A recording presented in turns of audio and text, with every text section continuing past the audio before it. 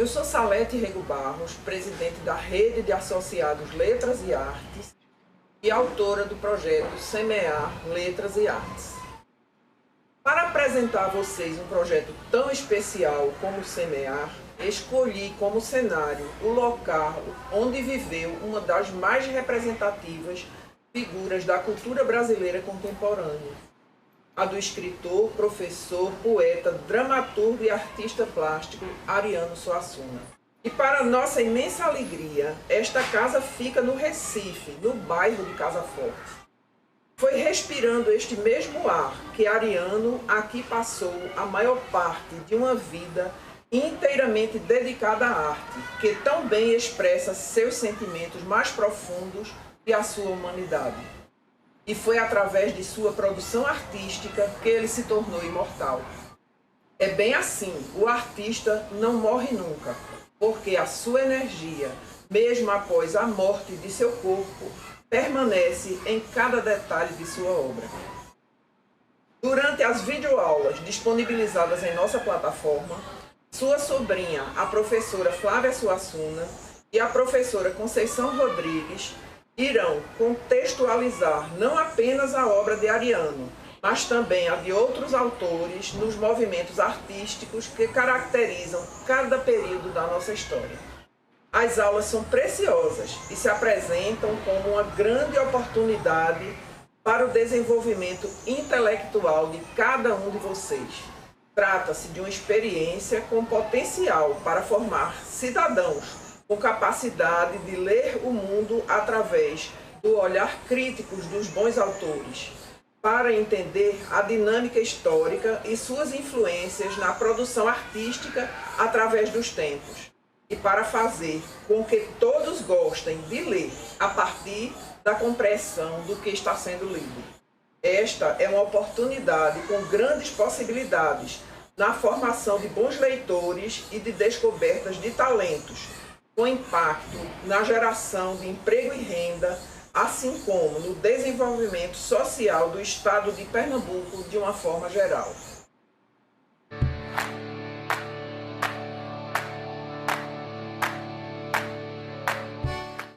Olá pessoal, como vocês estão? Para nós aqui do projeto Semear, é um prazer estar junto com vocês nessas nossas escolas tão queridas da rede pública estadual de educação, não é? Esse nosso projeto Semear é um projeto sobre literatura e artes, não é? Que conta com a direção de Salete Rego Barros, a nossa querida, não é? Com a presença da nossa ilustríssima mestra, querida, assim, um ícone realmente quando se trata de estudo de literatura, Flávia Suassuna, não é? E com a equipe fantástica da AFA Filmes. Essa nossa live, este nosso momento é de abertura, é um momento de festa, um momento de muita alegria, da gente celebrar a literatura, da gente celebrar as artes em geral, da gente poder dividir com vocês a alegria deste nosso trabalho, né, que a gente já vem fazendo há alguns meses. Viemos gravando aulas de literatura, de história da arte, a professora Flávia Suassuna e eu, né? Teremos 4 lives, essa é a nossa primeira live.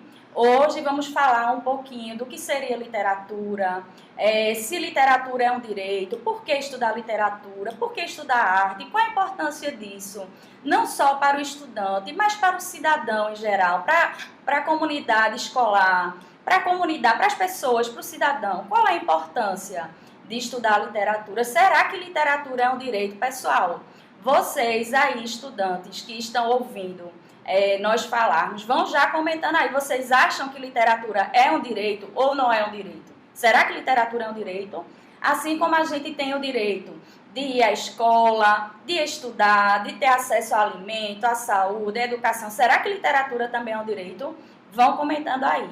Não posso esquecer de agradecer e de mandar um abraço, um cheiro bem grandão para a escola Padre Nécio Rodrigues, né? Eu estou aqui duplamente estou representando os professores da Escola Pública de Pernambuco, estou representando as escolas públicas de Pernambuco. Quero mandar um cheiro em especial a Padre Nécio Rodrigues, ao nosso querido gestor, não é? Aos alunos que neste momento ou estão chegando por aí ou já devem estar por aí. Então, pessoal da Padre Nécio, um cheiro bem grande para vocês, certo? E vamos começar aqui os nossos debates, as nossas conversas. Professora Flávia Suassuna, Queria só dar boa tarde e comemorar também a presença de vocês aqui com a gente, porque sem vocês o trabalho da gente fica vazio, não adiantava nada, né? Então, agradecer a presença de vocês, a participação e também, né, continuar assim, agradecendo, né, os agradecimentos que Cecita fez. Eu gostaria de repetir e agradecer também a boa vontade do pessoal da AFA Filme, que está aqui ajudando a gente para fazer esse trabalho, né? E a presença também da coordenadora do nosso projeto, que é a Salete, que está aqui ao nosso lado, não está aparecendo, mas ela está dando ali uma força para a gente. E vamos começar, né? Porque nesses tempos de muita polarização, a gente não pode de maneira nenhuma esquecer o caminho da arte, não é? Principalmente da literatura, porque a literatura é como se fosse uma academia de você se colocar no lugar do outro, não é? Porque imagina que o narrador bota você na cabeça do personagem, depois bota você na cabeça do outro personagem, depois ele mesmo explica algumas coisas, quer dizer, imagine como a gente faz exercício de se colocar no lugar do outro e de saber que o outro pensa diferente de nós, porque nós estamos num momento muito esquisito, né? Uma pessoa escreve 2 páginas de papel, aí numa frase ela diz uma coisa que você não gostou, aí você cancela essa pessoa, não é? Imagine, ninguém pensa igual a ninguém. E, não é, num mundo com 7 bilhões de pessoas, não há só 2 jeitos de pensar, não é? O preto e o branco, não é? Então, eu acho que a literatura, a arte, ela faz exatamente isso, né? Ela ensina a gente que há 50 tons de cinza entre o preto e o branco, né? Então, é nesse sentido que a gente precisa, não é, digamos assim, estudar literatura, ver literatura, ler literatura, né? Mas não é só literatura não, né? Embaixo de um filme há um texto literário que é o texto dramático ou teatral, né? Então, aquele roteiro que os personagens decoram para poder fazer o filme para a gente também são. Quer dizer, o cinema também ajuda a gente. Eu gosto muito de pedir aos meus alunos para pensarem, não é? Imagine o que seria essa pandemia sem música, sem série, sem cinema, sem livro. Como a gente teria ainda sofrido muito mais, não é? Então é nesse sentido, no momento em que a arte está tão ameaçada no nosso país, está sob ameaças de toda forma, não é? Às vezes até a pessoa que está no poder não compreende o que é que ela traz de positivo, não é? Então é o momento da gente defender a arte, da gente trazer a arte. Veja, eu falo mais de literatura porque eu sou professora de literatura, né? Mas, inclusive, quando eu estava dando as aulas, quando nós estávamos dando as aulas, não era? A gente também citou pintura, escultura, arquitetura, né? Para a gente ver que tudo tem um sentido, não é? Quer dizer, a arquitetura do barroco, ela tem umas características parecidas com a literatura do barroco, né?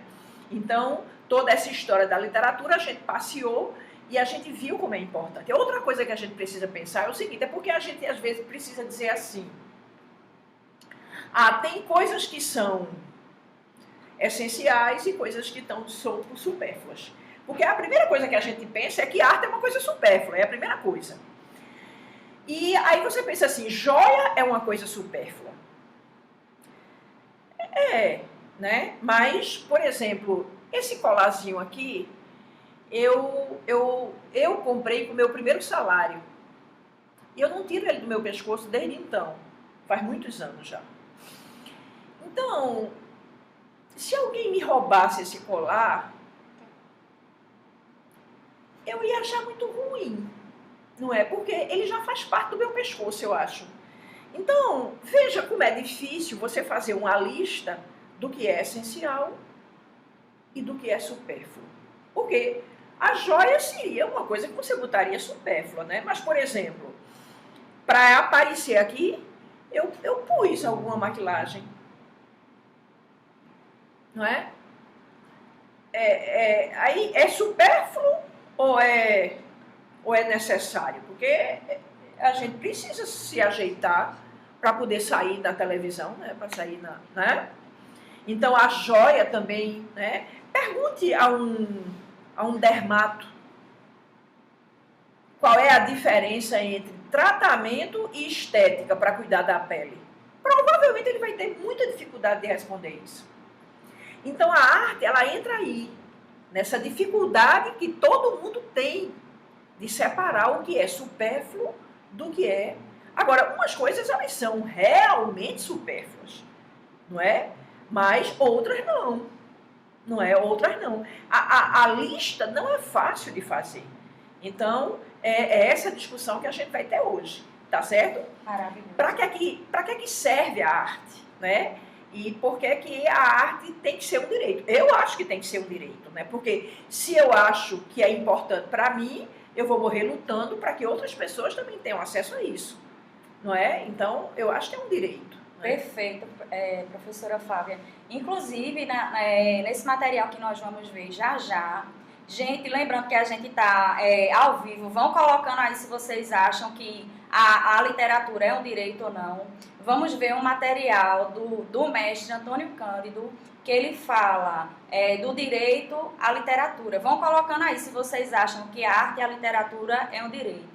A professora Flávia falou, né, que ela gosta de comentar com os alunos dela como é que a gente teria passado essa pandemia sem a arte. E a gente conversa muito a respeito disso, porque eu acho que seria dificílimo termos sobrevivido, muitos não sobreviveram, né, infelizmente, por outras questões, mas que sem a arte, sem essa possibilidade da gente devagar mesmo nas nossas emoções, da gente, a arte pela fruição, a arte, como a professora Flávia muito bem colocou, para a gente se colocar no lugar do outro, sem precisar necessariamente vivenciar, né, com a nossa existência esse lugar do outro. Vê só, toda vez que a gente lê uma história, tem lá os personagens, né? Eles estão vivenciando coisas e a gente também está vivenciando com eles, né? Essas situações, o âmbito e a realidade em que aquele personagem está inserido. À medida que a gente vai lendo, à medida que a gente vai participando da vida ou daquela emoção que está sendo dita no poema, por exemplo, a gente vai vivenciando. Então, se você quer viver, aluno querido, se você quer viver muitas vidas, se você quer ter uma vida rica, se você quer ampliar os seus horizontes de pensamento, de fruição, de capacidade de se colocar no lugar do outro, de aprender sobre temas diversificados, de estar nos mais diferentes lugares do mundo, ou de repente em lugares que nem existem, vá-se embora ler, porque é uma viagem maravilhosa, que vai te fazer crescer em todos os sentidos, não é? Tem a questão das funções da literatura, para que a literatura serve. Ela, para além da arte, ela vai te ajudar a ser um aluno melhor, a sacar e entender as coisas com mais abrangência, com mais facilidade, não é? Vamos dar uma olhadinha agora no nosso material. O Direito à Literatura, de Antônio Cândido. Vão dizendo aí, pessoal, vocês acham que a literatura é um direito? Não é um direito? Será que a literatura é tão importante quanto a gente ter acesso à escola e ao alimento? Deixa eu mandar um cheiro de novo para Padre Nécio Rodrigues, para o nosso querido gestor Pedro, para todos os alunos de toda a rede que neste momento estão com a gente. Chama o colega que não está vendo, vem-te embora para cá que você vai gostar muito. A literatura é diálogo com o mundo, com tudo. Olha só, Os meninos já estão vendo aí a imagem do nosso querido Antônio Cândido. A gente está ao vivo, tá, pessoal? Então, as questões de tecnologia, de vez em quando, dão um atrapalho, mas ajudam muito mais, ó. O direito à literatura, a gente vai trabalhar um texto escrito por esse mestre, Antônio Cândido, né? Nos anos 80. Onde é que passa aqui mesmo, Bia? Nossa, aqui. Pronto. Bia faz parte aqui da AFA Filmes, está aqui nos ajudando muitíssimo, né? Esse texto, pessoal, ele parte do mote seguinte: direitos humanos e literatura, não é? E ele, em primeiro lugar, dentro desse texto, tem um link que eu vou deixar para vocês, tá, pessoal? Para vocês acessarem esse material de Antônio Cândido. Tem umas sugestões bem legais para vocês aprofundarem, discutirem, certo? Então, esse texto de Antônio Cândido, pessoal, o direito à literatura, que, como eu já disse a vocês, foi escrito nos anos 80, não é? É um pensamento, assim, inovador aqui pelo Brasil. Pensar que a literatura é um direito, gente. A gente já pensou no direito em tantas coisas e a gente reivindica tanto. Será que não está faltando a gente ir às ruas com um panfleto, batucando, dizendo: queremos literatura? Vocês já notaram, a professora Flávia Suassuna comenta isso bastante, que a literatura dentro das escolas vem sendo cada vez mais desprestigiada. Eu não conheço disciplina, matéria mais importante do que literatura, porque literatura ensina a gente a ser humano, ensina a gente a se colocar no lugar do outro. Aí, se você vai ser um humano melhor ou não, a decisão é sua, mas a literatura vai te dar todo esse olhar e toda a possibilidade, né, gente? Então, voltando aqui ao nosso slide, o texto de Antônio Cândido, né, ele faz uma relação entre direitos humanos e literatura. E diversas reflexões, né, sobre os direitos humanos. Tem um momento lá para frente, mas já vou adiantar, que ele diz assim: o que é direito para mim, o que é importante para mim, também é importante para o outro, não é? Ele fala da possibilidade tecnológica de acabar com a miséria e a injustiça, que nós já temos suporte suficiente, né? O planeta Terra, a riqueza que nós temos, a inteligência que nós temos, a gente já teria capacidade de ter acabado com a miséria e com as injustiças e estar numa sociedade melhor, vivenciando uma situação melhor. Por que será que isso ainda não aconteceu, não é? Então, eu queria até acrescentar aí uma coisa, né? Porque é uma das funções da literatura, né? É porque com ela a gente pode sonhar com um mundo melhor. E veja, não foi na literatura, não foi na matemática que nasceu esse conceito de igualdade civil, por exemplo, né? Mas quando a gente vê a obra de Os Miseráveis de Victor Hugo, por exemplo, o que é que está ali? Está ali o sonho da igualdade civil, que a gente terminou por construir. É claro que esse conceito não é um conceito quieto, que a gente vai dizer assim, pronto, agora todo mundo já tem liberdade civil e a gente vai parar aqui, nada disso. Mas a utopia que foi criada nos Miseráveis de Victor Hugo terminou por se realizar agora. Nós temos igualdade civil entre as pessoas. É claro que a gente precisa continuar lutando. Então, a gente pode escrever livros, não é? Pensando, botando assim uma utopia no horizonte. Eu aprendi o que era uma utopia com um sujeito chamado Eduardo Galeano. Ele é escritor, não é? E ele disse que uma vez estava numa plateia, numa conferência, junto com um amigo dele chamado Fernando Birri. E eles falaram de utopia, não sei o que. Aí, quando acabou a palestra, uma pessoa perguntou assim: e para que serve uma utopia? Ele disse que ficou apavorado. Mas Fernando Birri, junto dele, bem calmo, disse assim: uma utopia é uma coisa que a gente bota no horizonte. Quando a gente se aproxima 2 passos, ela se afasta 2 passos. Quando a gente se aproxima 10 passos, ela se afasta 10 passos. Então, para que ela serve? Para ajudar a gente a caminhar. Que coisa mais linda. Eu fiquei emocionada com a fala da professora Flávia, belíssima, é isso mesmo. É lindo. Fernando Birri, amigo de Eduardo Galeano, que contou essa história. Que eu achei lindo, porque resume de forma muito boa. Então, a literatura é um pouco isso, sabe? Ela cria utopias, que são caminhos nos quais a gente deve caminhar.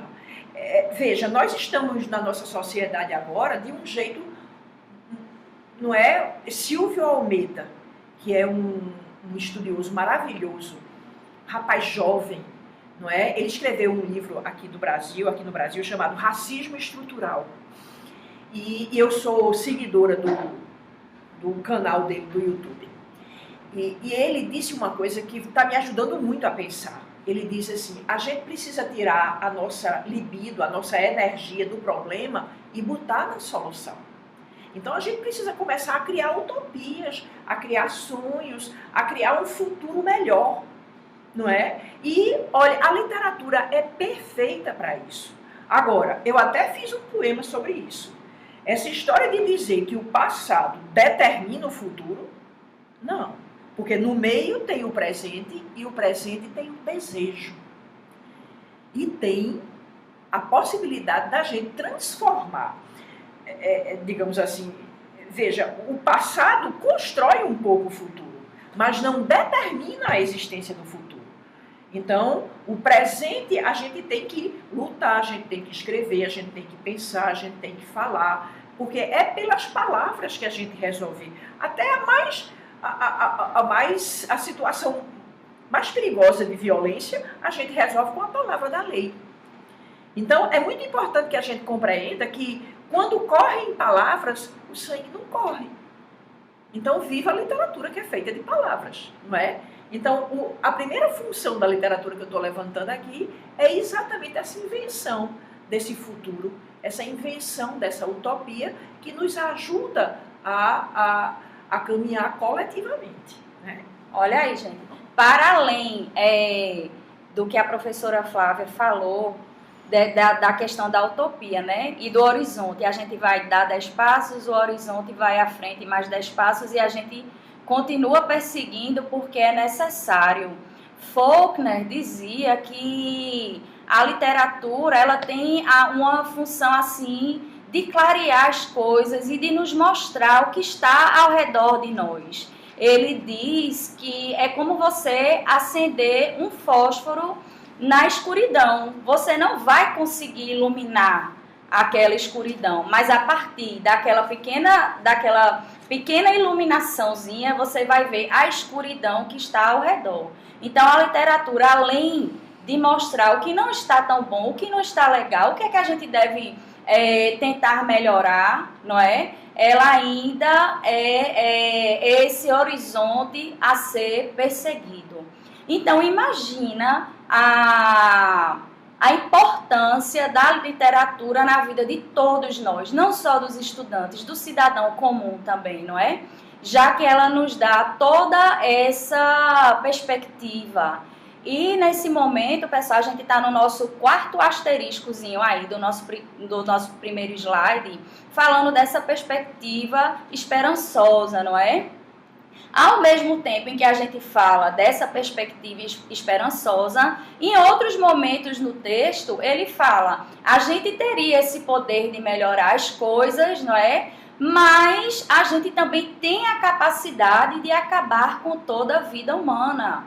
Vejam como é apropriado para este momento que estamos vivendo de pandemia, não é? Se não tivesse o estudo, a ciência, as vacinas aí, para nos defender, para nos ajudar. Será que a humanidade teria sido extinta ou quase extinta se não fosse o auxílio das ciências, do estudo, não é? Vocês vejam que há aí uma luta de forças. Enquanto uma camada da sociedade vai estudar, vai procurar pela ciência, pela iluminação, por entender como as coisas funcionam e agir para o bem comum, um outro lado vai para o negacionismo, para dizer que as coisas não são bem assim, e para que ciência, para que você estudar, deixa as coisas acontecerem e deixa tudo ser como tem que ser, não é?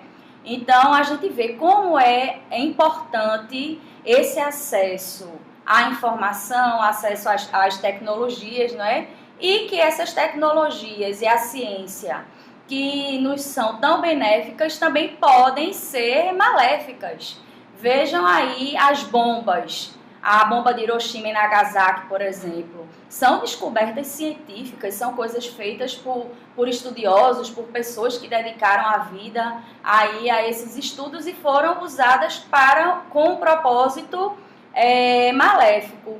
Antônio Cândido também diz em certo ponto lá do texto dele, a gente está no penúltimo asterisco, né, que não se vê mais o elogio da barbárie. Eu não sei se é bem assim, não é? Porque a literatura também é isso, gente. Como a professora Flávia também já disse, que a gente olhar para um texto ou para uma ideia e não ser obrigada a concordar com tudo que está ali, que tem esses vários tons no meio, né, professora? É porque o que a gente tem que entender é que toda ferramenta que a gente criou, nós somos humanos, elas têm os nossos defeitos e as nossas qualidades, não é? Toda tecnologia, por exemplo, uma faca é a tecnologia. Eu posso libertar uma pessoa e posso matá-la com a faca. Então é muito importante que a gente compreenda que as nossas ferramentas, elas são ferramentas que têm, digamos assim, a mão do bem e a mão do mal, porque essas duas coisas, elas nos povoam, né? Agora, o que é importante na literatura? É porque na literatura a gente discute essas coisas. A gente discute do ponto de vista ético, a gente discute do ponto de vista moral, não é? A gente traz, não é? Por exemplo, a obra de Dostoiévski lá na Rússia é uma discussão ética e moral sobre o mal, não é? É um dos seus personagens mais famosos, né? Matou uma velhinha. A velhinha era muito má, mas ele matou e não sabe nem porquê direito, não é? Quer dizer, há toda uma ruminação, né? Há toda uma reflexão sobre esse ato desse homem, porque nós, seres humanos, às vezes cometemos atos muito insanos, muito errados, e a gente vai discutindo na literatura, não é? Porque a literatura ela não foi feita para ensinar nada a gente, mas a gente discutindo a literatura, a gente discute o humano, não é? A gente vai avançando nas nossas digamos assim, nas nossas ciências, sejam elas ciências humanas, não é? Eu gosto muito de, quando eu falo da Segunda Guerra Mundial, eu gosto muito de dizer ao meu aluno assim, olhe, naquela ilha onde estava um bocado de químico e um bocado de físico, faltava um humanista que dissesse assim, minha gente, não vamos fazer isso não, ou então não vamos jogar não, a gente só vai fazer, né? Veja, faltou ali um humanista, não é, que equilibrasse mais as coisas, porque se você deixar a técnica e a ciência andarem sozinhas, não vai dar coisa boa não, porque a gente precisa também pensar, né? Eu até tenho um poema sobre isso, olha aqui. Oba! Ó, o poema se chama A Lutadora. Aí o poema é assim: acordo muda e já começo. A poesia não se entrega, só arde. O dia corre com suas tocaias. Minha luta se cansa de inútil e sem eco. A noite se fecha nas suas trincheiras. Reluto, mal nasce outro dia. Se me perguntam por que resisto, além de ruminar a vida, a poesia se veste dos horizontes pensados e faz de nós o que somos. Não é? Então, veja, pela literatura a gente faz exatamente a ruminação do nosso mundo, do nosso tempo, e isso é uma coisa que em toda época se fez. Então, se eu quero saber o que era que estava sendo pensado no século XIX, aí eu pego Dostoiévski, pego Tolstói, pego Machado de Assis, e eu vejo qual era a discussão. E eu consigo, inclusive, fazer a leitura da discussão diferente que precisa ser travada nos dias de hoje. Não é? Porque eu consigo fazer, não é? Então, na verdade, o que a gente tem não é uma coisa linear, né? Linear e constante, mas a gente tem mudanças. Então, essa frase essa frase de Antônio Cândido, né, o mal é praticado, mas não é elogiado, né, é assim. É porque antigamente, né, veja, o que era um castigo, às vezes era partir a pessoa no meio com um serrote. Sim. E isso era um espetáculo que as pessoas viam, que as crianças viam, não é? Veja, a gente tem pena de morte hoje em dia, mas ela não é um espetáculo. Sim. É isso que o nosso querido está dizendo, né? O nosso querido Antônio Cândido, ele está dizendo que nós estamos aos trancos e barrancos, porque não é de uma forma linear, mas a gente está evoluindo, né? Quer dizer, é claro que a humanidade é uma coisa diferente do que era na humanidade. Por quê? Porque a gente vai agregando novos valores, novos sentires, novos saberes, né? É nesse sentido, Ô, né? professora, deixa eu ler de novo o seu poema tão lindo. Pessoal, olhe, eu já conheci esse poema da professora Flávia Suassuna.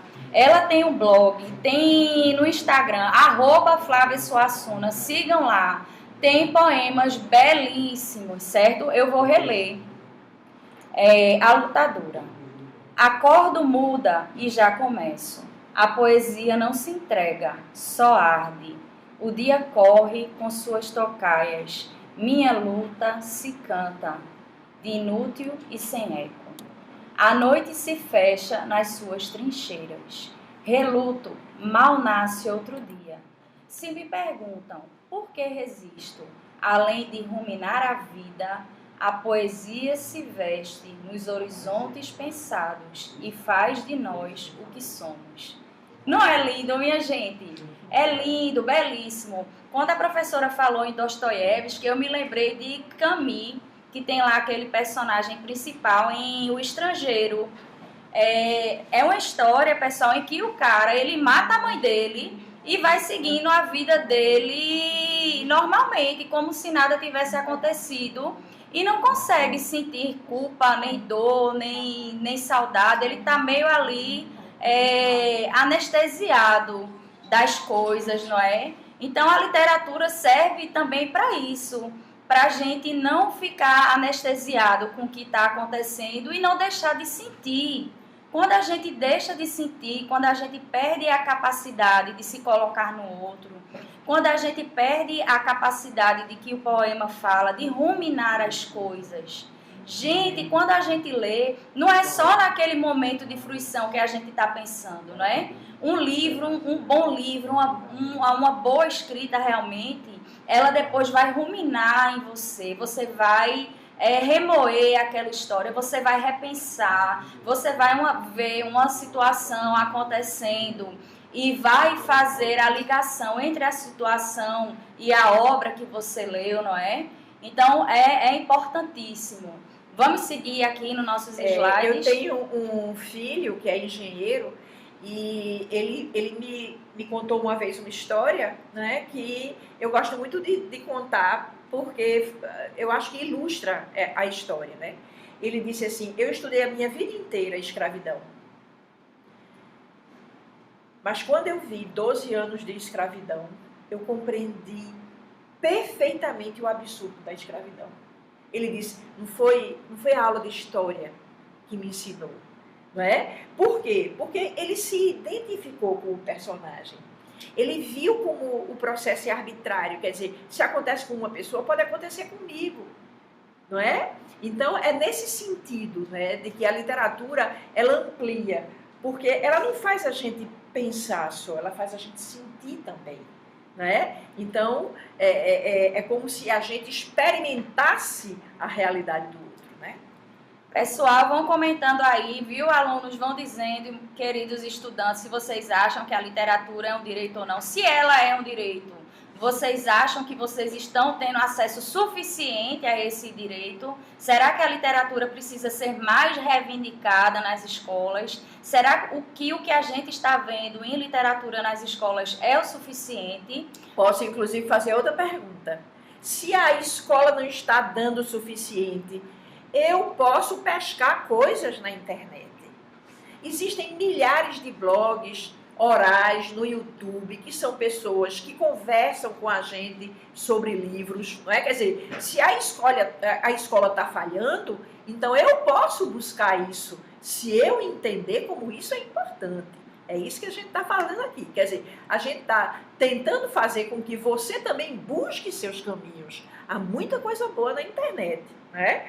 E se a escola não está sendo suficiente, você vai atrás desse complemento. Por quê? Uma vez eu conversando com um amigo meu que é professor de física, ele disse assim, quando um menino me pergunta o que é que ele tem que fazer para melhorar em física, geralmente eu digo a ele, leia. Porque o menino não sabe ler o problema. Então, o problema dele não é física, o problema dele é leitura. E como é que a gente melhora a leitura? Leitura é como nadar. A gente só aprende a nadar nadando. Não existe aula teórica de natação. Então, a gente só aprende a ler lendo. Não é? E é exatamente isso que a gente precisa fazer. E o que é um livro? Veja, você não vai ficar 3, 4 horas lendo um livro sem ser literário. Então, veja, é um exercício de leitura formidável, porque ele chama a sua atenção. Vocês que, por exemplo, veem maratonas, né, fazem maratonas de série, não é verdade? Imagine se aquilo fosse uma aula. Você não ia querer, mas você fica ali, né? Porque há toda uma mágica naquilo que prende você, não é? E que faz você ficar várias horas aprofundando um assunto, né? Porque qual é a tendência da gente? Ler a manchete e simplificar. Só que a gente tá, minha gente, com questões muito complexas. Resultado, quem não faz o exercício da literatura, da leitura, vai querer fazer uma resposta simples. Não é? Quer dizer, em vez de você aceitar que existem 45 pontos de vista, aí você diz, não, só tem 2, ele é meu inimigo e eu vou matá-lo. Assim é mais fácil. Não é? É mais fácil, mas não é humano. Não é? E no próprio livro, olha, Camus dizia uma coisa que eu amo. Ele dizia assim, o outro, veja, você não pode ser livre na agressão do outro. Porque agora no Brasil já está a maior confusão isso, né? Quer dizer, é assim, se você fizer um comentário homofóbico, isso não é nada demais, porque é uma opinião. Ora, que liberdade é essa que é contra o outro? Liberdade é quando você coletivamente participa. Quando você traz o outro para junto de você. E quando você é capaz de se colocar no lugar do outro. Isso é liberdade. Não é? Então a obra de Camus todinha foi provando que isso é verdade. Por exemplo, no personagem que ela falou, né? O personagem que Cecita falou, né? É Meursault o nome dele, né? Ele vivia fora das convenções sociais. E aí matou um árabe. Tá certo? Ele chama árabe, né? Nem nome a pessoa tem, né? E ele foi condenado por isso. Porque qual é a grande tese da obra de Camus, né? É que a liberdade tem limites, porque existe o outro, não é? E você não pode ser livre, não é? Totalmente, porque você não pode anular o outro, você não pode sacrificar o outro, você não pode calar o outro, né? É nesse sentido que a literatura dá, né? O personagem é exatamente a gente experimentando essa total liberdade das convenções, né? Tão livre das convenções que ele, sem motivo, matou uma pessoa. Não é? Gente, e que liberdade é essa que sacrifica o outro? Não é? É essa a grande questão da obra de Camus. Maravilhoso. E assim, né? Como a professora Flávia falou, quando a gente não aprofunda, quando a gente não procura saber mais, porque a literatura, a leitura pede isso. Pede para você sair da simplificação das coisas, para você aprofundar mais, para você ver, observar as nuances que existem em cada coisa que a gente diz que a gente acha que é simples, mas que não é. E como a literatura ajuda em todas as instâncias da vida. Veja mesmo, para entender um problema de física ou de matemática, você tem que saber interpretar aquele enunciado. E para você compreender as relações que se dão na nossa vida prática, você também precisa ter a capacidade de ver em nuances e não só ver as coisas, o bem e o mal, o certo e o errado, o preto e o branco, porque as coisas não são assim. As coisas são complexas. Mas como a gente está vivendo um tempo assim de muita simplificação, não quero ler o livro, quero ver o resumo da obra. Ou então eu quero ler o livro, mas o livro condensado, resumido. Toda vez que a gente faz isso, a gente está tirando a nossa própria oportunidade de aprofundar mais as questões, de se enriquecer mais, não é? E de conseguir enxergar as coisas na complexidade que as coisas realmente têm, não é, gente? As coisas realmente são... Se são coisas relativas ao humano, elas são complexas. São complexas, né? Então, é muito importante a gente ver isso, que não é o bem e o mal, o certo e o errado, e observar essas nuances. Não pode ser o partido A, a gente vindo um pouquinho para a política. O partido A é completamente correto e esse candidato, tudo que ele diz está certo, eu vou segui-lo porque é ele, tudo que ele diz está certo.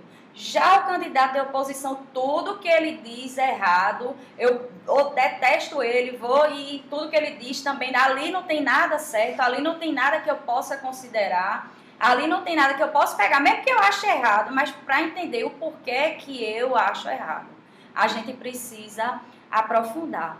E voltando um pouquinho às questões da escola, não é? Como foi dito aqui, o professor, ele é um mediador, ele é um orientador. A gente, enquanto aluno, tem que se colocar também como aquele que vai construir o seu conhecimento. O professor está lá orientando, ele está dizendo para você, não é? Do conhecimento que ele tem.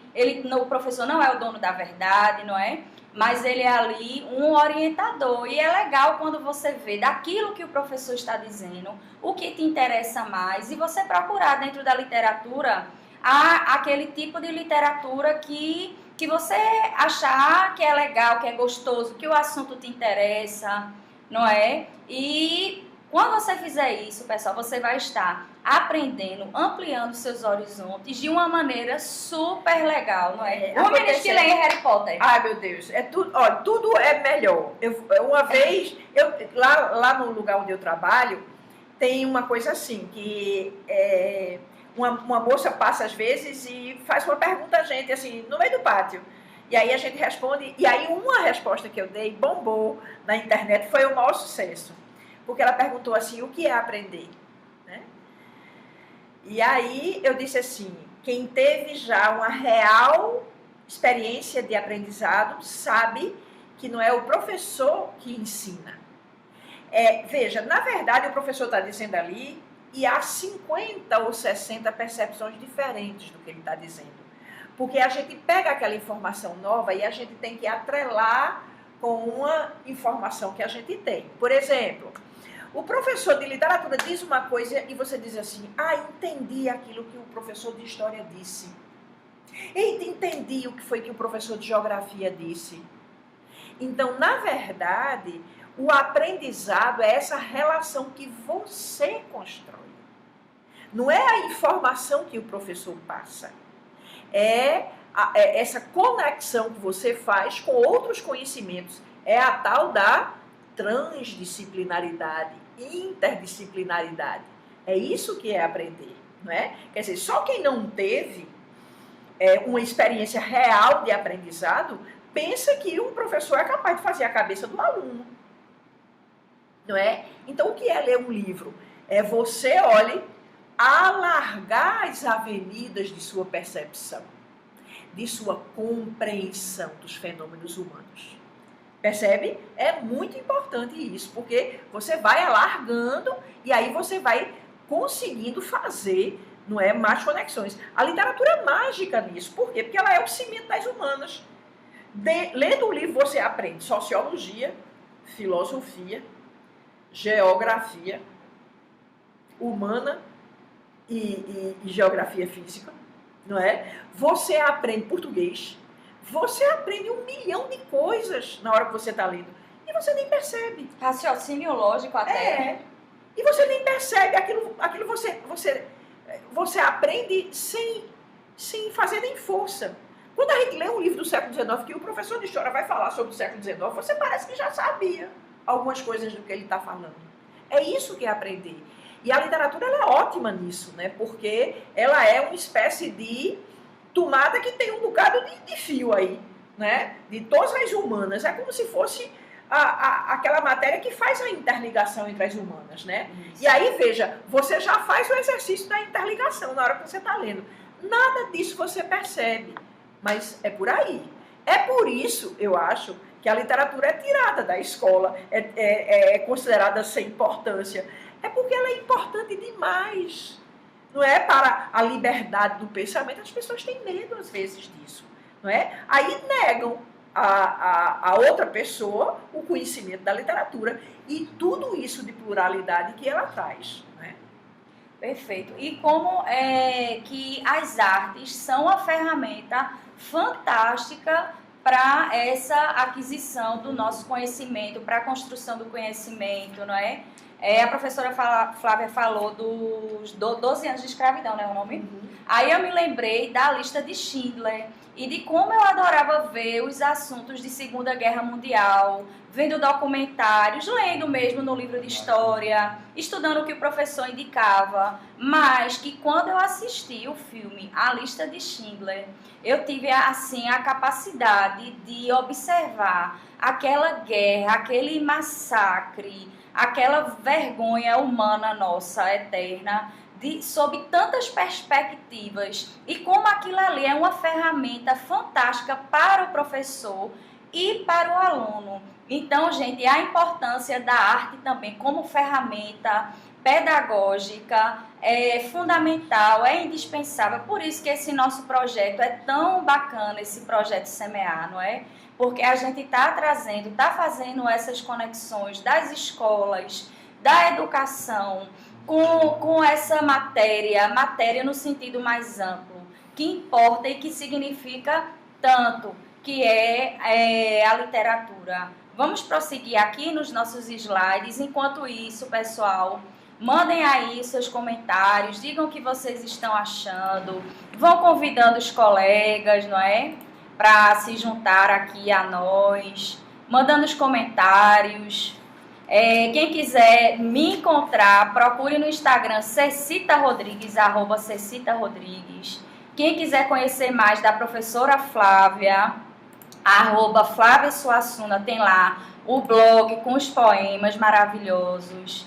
E esse nosso projeto aqui, que também tem muita coisa de vinculação com a cultura nordestina, de artes e letras, que tem a organização aí de Salete Rego Barros, @Cultura Nordestina, certo? Vamos prosseguir aqui. Sim, aí nós já havíamos falado bastante, né, professora, de direitos humanos, reconhecer que o que é indispensável para mim é indispensável para o outro. Direito à casa, comida, instrução e saúde são direitos já reconhecidos. Quando a gente fala em direito, né, todo mundo diz, não, direito à casa, saúde, educação, todo mundo reconhece que isso é um direito. Mas será que o direito a gente ter acesso à literatura de Dostoiévski, de Kafka, de Camus, é um direito reconhecido? Diga aí, professora. Não é reconhecido, não, mas é um direito, não é? Porque eu acho que a gente fica pensando sobre as coisas, né? Fernando Pessoa tem um poema que eu acho lindo. Ele diz assim que a gente tem duas vidas. Uma vida para viver e uma vida para pensar. Aí, na segunda estrofe, ele diz assim, só que a gente não sabe separar as duas. Então, a vida que a gente tem é a que a gente tem que pensar. Né? A vida que a gente tem que viver é a que a gente tem que pensar. Então, veja, o próprio Fernando Pessoa, que era um cara tão sábio, ele via que não dá para você viver sem pensar. As duas coisas, elas são interdependentes. A vida que a gente tem para viver é a mesma que a gente tem para pensar, não é? Ô, professor, e será que pensar não é doloroso? Quando a gente está levando a vida assim, sem pensar, como diz o refrão ali, deixa a vida me levar. Será que não há esse receio, né? Eu vou me aprofundar, eu vou ler bastante, eu vou saber coisas que eu não queria saber. Eu vou mexer em coisas que eu preferia não mexer. Eu vou descobrir verdades que, de repente, eu tenho medo de não saber lidar com elas. Será que não tem um pouquinho disso também? Tem. Mas veja, você está... Então, você não vai discutir direitos humanos, vai discutir direitos animais, né? Pois é. Se você vai discutir direitos humanos, aí você tem que ser humano. E como é que a gente se humaniza? A gente se humaniza no contato uns com os outros, né? Tem milhares de pessoas, né, que foram assim, foram criadas por animais, né? Foram criadas sozinhas. Essas pessoas, elas não conseguem, depois de vários anos vivendo entre animais e sendo criadas por animais, elas não conseguem mais entrar nas nossas sociedades e nas nossas discussões, não é? Quer dizer, elas não foram humanizadas no contato com as outras, não é? Então, a literatura ela é importantíssima porque é um contato humano. Veja, não é um contato oral, é um contato escrito, né? E portanto, ele é mais lento, ele é mais devagar, não é? Ele é mais profundo, não é? Mas veja, você tem que se humanizar, você não pode fugir dessa responsabilidade. Se negar isso vai trazer muito mais perdas, não é? Quando você se nega ao conhecimento, você vai perder tudo, gente. Né? Mesmo que às vezes agora, seja dolorido. Eu acho que o direito ao conhecimento, sabe, de acordo com a minha religião, é um pecado original, né? Sim. Porque a história da Bíblia é assim, é que Adão e Eva estavam no paraíso e Deus disse assim a eles: vocês podem comer do fruto de todas as árvores, menos dessa. Era a árvore do conhecimento. Pois é. E o que foi que nós, seres humanos, fizemos na metonímia Adão e Eva? Nós comemos desse... Se eu tivesse lá, eu ia ser a primeira a danar a humanidade toda, porque direto naquele disse que não podia. Pronto, foi o que Eva fez. Pronto. E ainda influenciou Adão, Pois de acordo com a história, não é? Então, veja, isso é uma coisa nossa, é da nossa natureza. Você vai negar a natureza humana? Então, na verdade, você tem que mergulhar nessa água. Pronto, aí esse direito a Dostoiévski, a Camus, a Kafka, a essa literatura mais que consideram ser mais refinada até, né, até mais rebuscada e tal, não é reconhecida como direito. Tão reconhecida como direito, né, no sentido geral. E vamos fazer uma reflexão agora, todos nós juntos, por que será que quando a gente se depara com um tipo de governo que ele é mais arbitrário, que ele tem interesse em negar os direitos das pessoas, por que será que é tão perseguida esse direito o direito à literatura? Na Segunda Guerra Mundial, por exemplo, os livros foram queimados em praça pública, né? Quando os governos são arbitrários, eles também fazem questão de tentar acabar com a arte, é uma perseguição à arte. Vamos comentar um pouquinho isso? Exatamente, porque a arte, não é, mostra muita coisa, não é? Abre o coração da gente para o outro.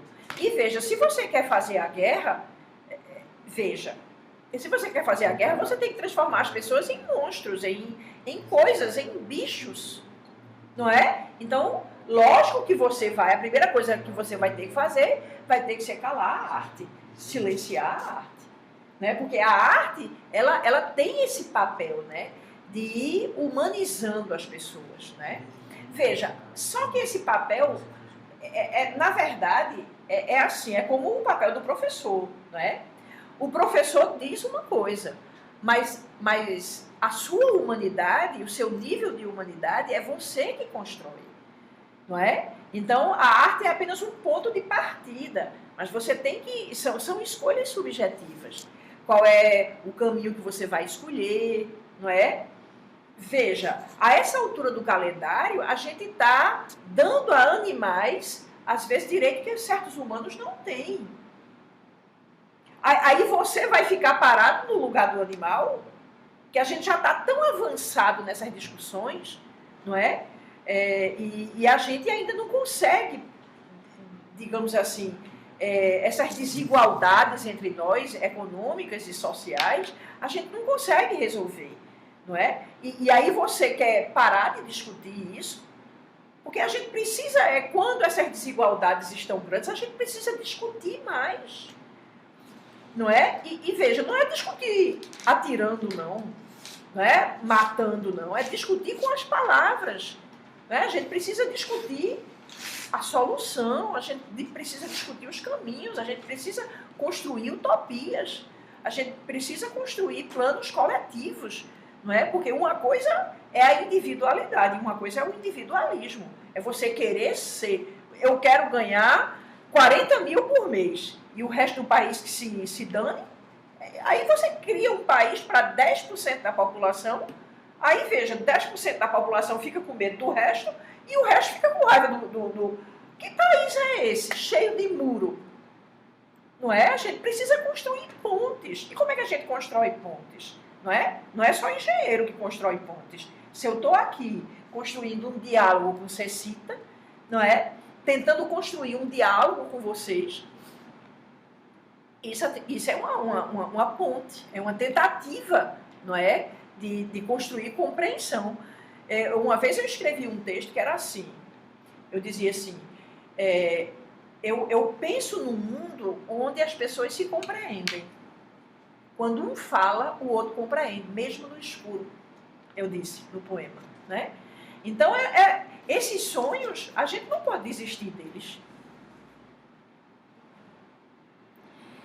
Pessoal, aí me veio à mente uma série que eu sei que muitos alunos estão acompanhando ou já acompanharam, que é o Conto da Aia, que essa série ela é inspirada na obra de uma canadense chamada Margaret Atwood, alguma coisa assim, que é o Conto da Aia, o nome original do livro, e que está sendo retratada agora na série.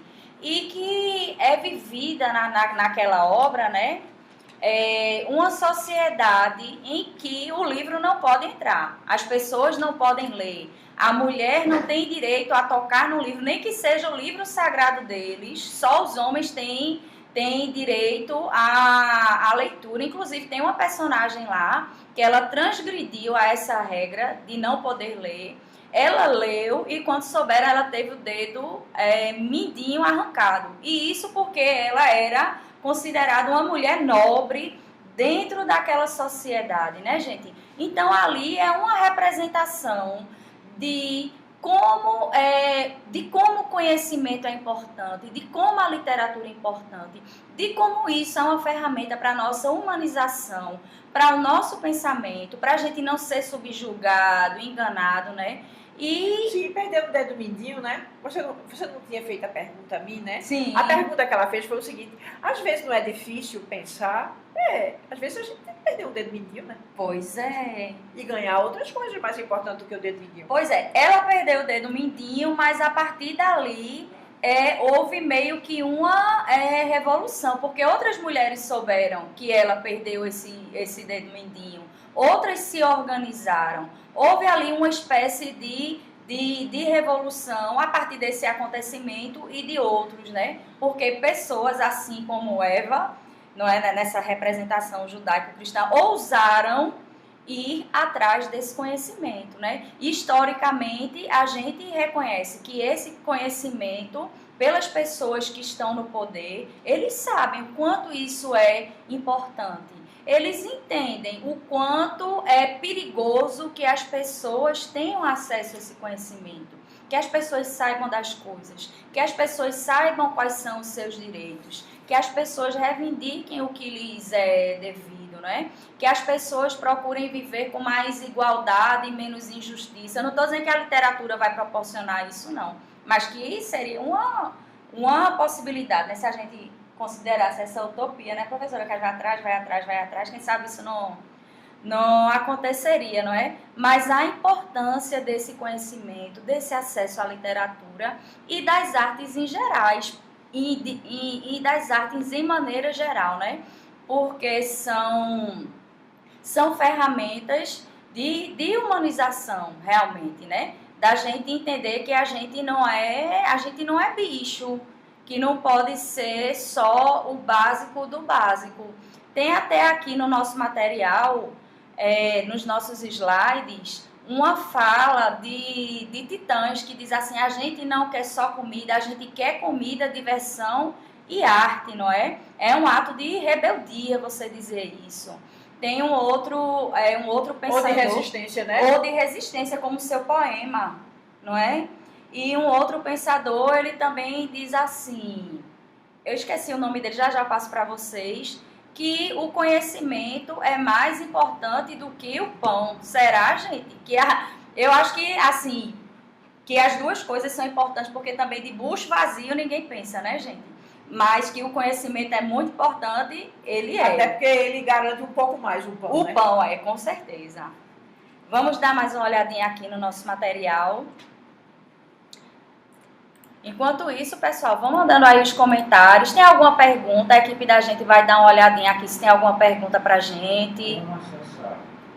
Vamos ver aí, interajam com a gente que a gente tá de olho, certo? Falar para os alunos como acessar as videoaulas do curso. Certo, olha que importante, gente. Os alunos que estão inscritos nesse curso e que estão conosco neste momento, eles têm direito ao acesso a esse curso que nós preparamos para vocês com todo carinho, né?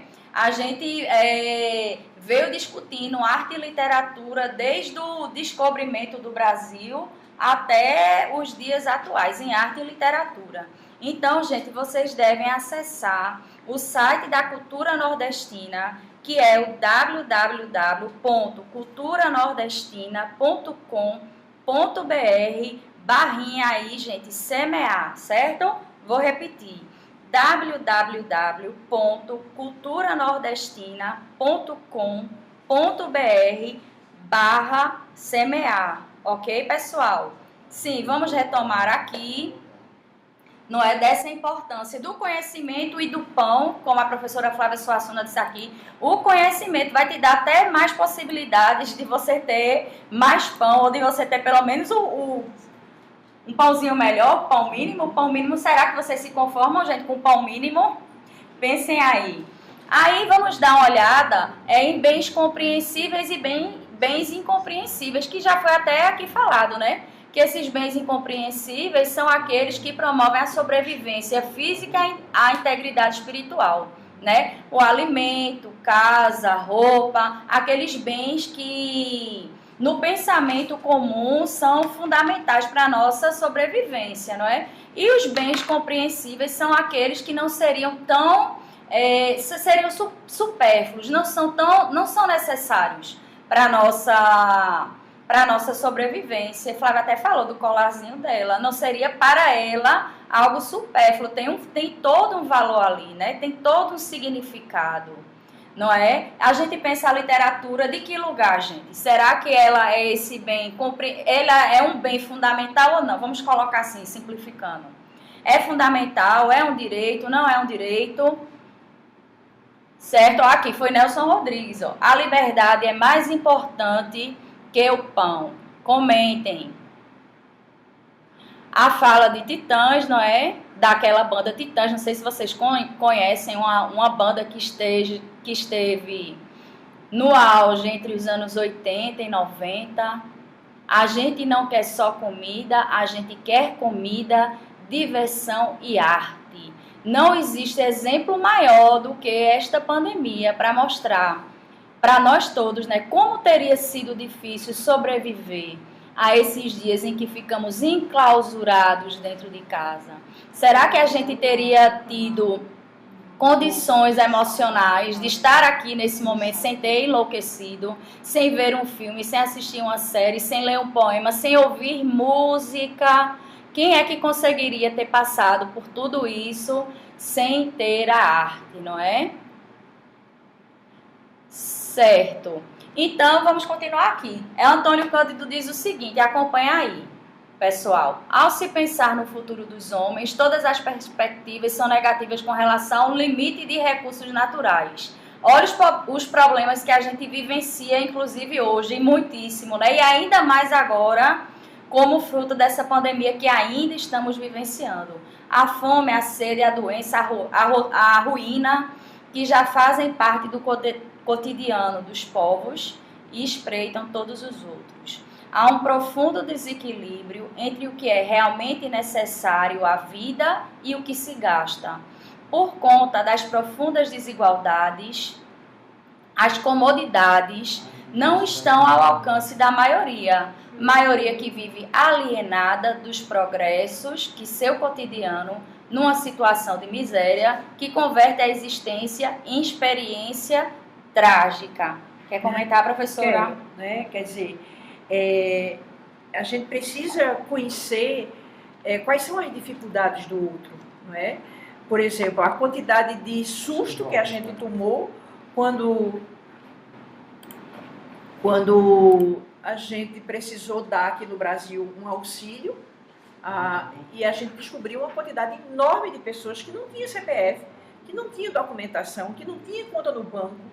Quer dizer, é quase como se a gente vivesse desconhecendo as dificuldades do outro, não é? É por isso que é tão importante a gente também escutar, não é? Veja, escutar não é só ficar calado. É aprender a dialogar, não é? Então, a gente tem que trazer aquela história por exemplo, ler Evaristo, né? Ler Maria de Jesus, não é? Por quê? Porque são as vozes diferentes da gente, não é? Tem uma escritora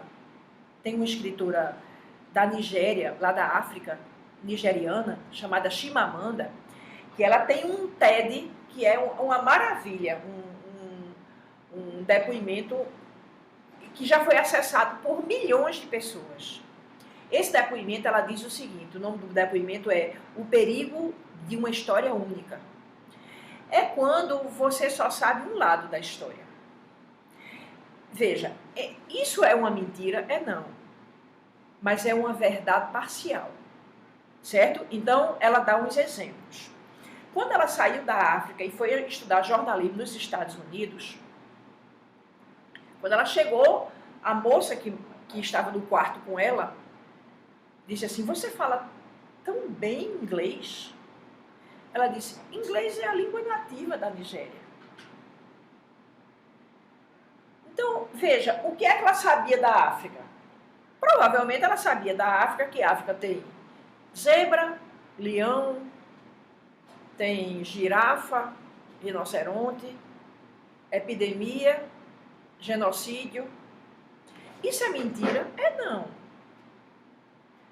Mas falta coisa aí.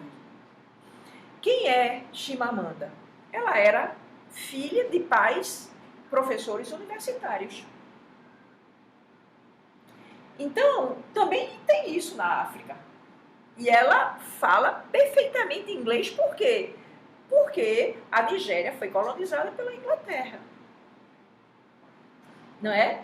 Aí ela disse assim, aí eu já comecei a achar estranho, né? Quer dizer, ninguém tinha notícia da minha terra, lá nos Estados Unidos. Ou tinha uma notícia muito parcial, né? Aí eu fui, meu primeiro trabalho na universidade, de jornalismo, quer dizer, de comunicação, o professor julgou que ele era o melhor da sala. Aí quando ele disse assim, Chimamanda, para poder eu me levantar, que eu me levantei, ela disse, eu entendi o que aconteceu. Ele não esperava que aquele trabalho fosse escrito por uma mulher negra. Eu não sabia o que era racismo, porque na minha terra todo mundo é negro. Quando eu cheguei nos Estados Unidos, foi que eu entendi que as pessoas não esperavam o nível que eu tinha de mim, porque eu era negra. Aí ela disse, tá vendo? É isso que significa você ter uma história. Ter um lado da versão só. Não é? Então você precisa aprender a ir buscar essa pluralidade de lados. Porque, na verdade, a realidade humana é um diamante. Tem milhões, 7 milhões de ladinhos esse diamante tem. Então você precisa ir, né? Leia Chimamanda, que é uma mulher negra. Leia Mia Couto, que é um homem branco. Todos dois são africanos. Um da Nigéria, o outro de Moçambique, né? Mas aí você vê a África branca, você vê a África negra, você vê a mulher, você vê o homem, não é? Então você faz um esforço de tornar a sua formação uma formação dentro da diversidade humana, não é? Senão você não vai entender, não é? Veja, as tensões que existem hoje no mundo têm a ver demais com os processos coloniais, não é? Veja, você tem que entender o lado de um e o lado do outro, não é? Então, por exemplo, leia O Coração das Trevas, de Conrad, porque Conrad fez o quê? Ele era inglês e ele olhou para a África e falou da África. Uma coisa é você ver a África falada por um africano, a outra coisa é você ver a África falada por um inglês, né? Por exemplo, O Estrangeiro de Camus, o que é? É a África, no caso a Argélia, olhada por um francês. Então, o que é que você vai ver? Você vai ver todos esses ângulos, não é? Para que você tenha, na verdade, uma visão melhor do todo.